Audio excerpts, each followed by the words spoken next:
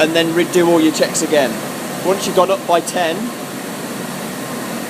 and maybe it's not detecting your metal sticks now, but it's letting good product through, then increase your sensitivity. So it's a balance between the two.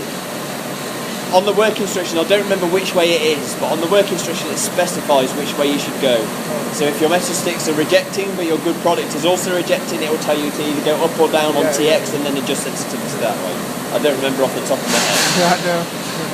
One thing to double check, all of the metal detectors should be on analysis mode 7. They should all be on that.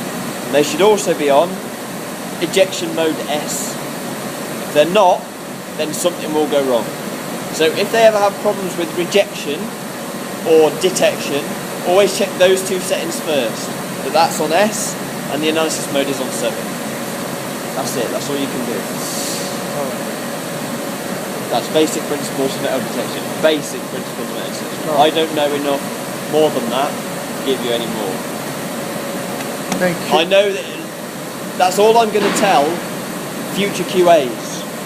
Because if there's a problem with the reject arm, say the metal detector is detecting, but the reject arm is going too early or too late, you can change. I'll show you again. So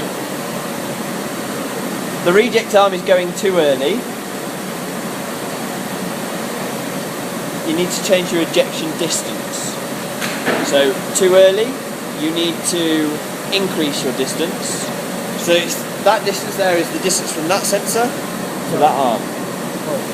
I don't know what it's in, millimeters, centimeters, I have no idea, or just a random setting. Might be milliseconds until that hits. So if your ejection arm is going too early, increase that setting. If it's going too late, decrease it. Go by 10s on that one. I wouldn't go by 5s because I don't increase it yet. But go by 5s. But also what I would do is, if you're finding that any other problems and you don't know, engineers. The trouble is the shift managers rely too much on the QAs because they expect them to know everything about these things. We shouldn't. We know how to set up the product. We know how to adjust settings for detection. So only for this head. We don't have anything to do with the ejection arms or whether it's ejecting properly.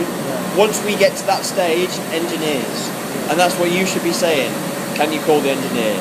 Don't worry, it's not your guys' responsibility to understand those reject arms. All I care about is that you set up the ejection distance and that when you've set up the metal detector, that part is being ejected into the bin. If there's any issues after that, engineering. If they don't know, that's not us. Not us, I'm afraid. Because that's partly my fault. Because when I was here for setup, it might not be partly my fault, I have no idea, it might be being big-headed. When I was here for setup, I knew everything about checkways and metal detectors, everything I could know. So every time there was a problem, engineers would come to me. I don't remember all of that anymore, that was 4 years ago. I can remember it if I fiddle for a long time, but probably not as well as, you know, Little Wayne, the engineer. Little Wayne, the engineer, is very good with metal detectors. Maybe not so much with the checkways, but metal detectors definitely. So if he's on shift with you, always speak to him if you've got a problem. So he'll probably sort it instantly. He's the one that taught me over at St Mary's. So yeah, when I knew it, I would come down and fix problems. Sometimes, yes, I would have to go back to the engineer and say, I haven't got a clue anymore. You need to deal with it. But now, I think shift managers expect that QAs know that, but we shouldn't. We should not deal with that. That's engineering department, not us. So,